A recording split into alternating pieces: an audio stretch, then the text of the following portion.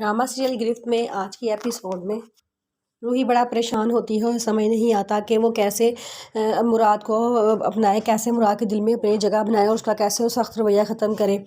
वो हर वक्त बैठे कोई ना कोई प्लान सोचती रहती है, लेकिन मुराद उसको मुंह ही नहीं लगाता। फिर उसके दिल में एक दफ़ा प्लान आता है कि क्यों ना मैं साहब जी को नींद की गोलियां पिला के इनके साथ कुछ तस्वीरें बना लूँ और बाद में इनको ब्लैकमेल करूँगी और निशा बीबी को दिखाऊंगी। वो तो हैं ही बड़े छोटे दिल की मालिक, उन्होंने सारी बात मान लेनी है। वो एक दुकान पे जाती है और वहाँ जाके उनसे नींद की गोलियां खरीद कर ले आती है।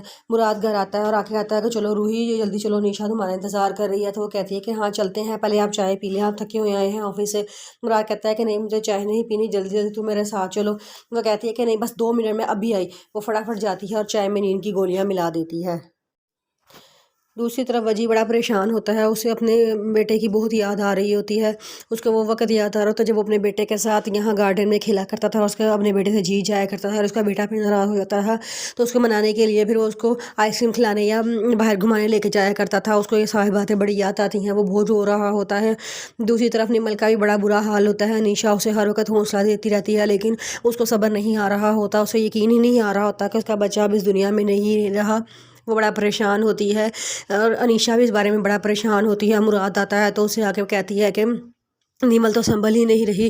कितना तकलीफ दे जुमला है ना कि हुज़ैफ़ा कल हमारे दरमियान था और आज नहीं है। मुझे तो अभी तक यकीन नहीं आ रहा कि वो इस दुनिया से चला गया है। वो तो इतना मुझसे प्यार करता था और मैं उसे इतना प्यार करती थी कि एक सगी माँ जैसा मैंने उसको चाहा था, और अब मुझे यकीन नहीं आता कि वो मुझे छोड़ के इस दुनिया से चला गया है। वो मेरे साथ मॉल में जाता था, इतना खुश होता था।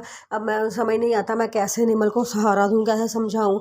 वजी को देखें, वो कितना कमज़ोर हो गया, उसने खाना पीना छोड़ दिया है, हर वक्त उदास रहता है, हर तरफ वो हुज़ैफ़ा के ख्यालों में गुम रहता है। ज़ाहिर बात है, इतना बड़ा हादसा है, इसको बुलाने में भी कुछ ना कुछ वक्त ही लगेगा ना। और हमें तो एक माँ से उसका बच्चा छीन जाना एक बहुत बड़ी बात होती है। वो बेचारी पता नहीं कैसे बर्दाश्त कर रही है, ये वही जानती है। मैं उसकी सगी माँ नहीं हूँ, मैंने हुज़ैफ़ा को जन्म नहीं दिया था, लेकिन फिर भी इतना बड़ा सदमा मुझसे बर्दाश्त नहीं हो रहा, तो उसकी सगी माँ का क्या हाल होगा। मुराद कहता है कि बस तुमने हिम्मत नहीं हारनी है निशा, तुमने ही निमल को और वजी को और हम सबको हिम्मत देनी है। अगर तुम हिम्मत हार गई तो हमें हिम्मत कौन देगा, और निमल को हिम्मत कौन देगा। तुमने हिम्मत नहीं हारनी।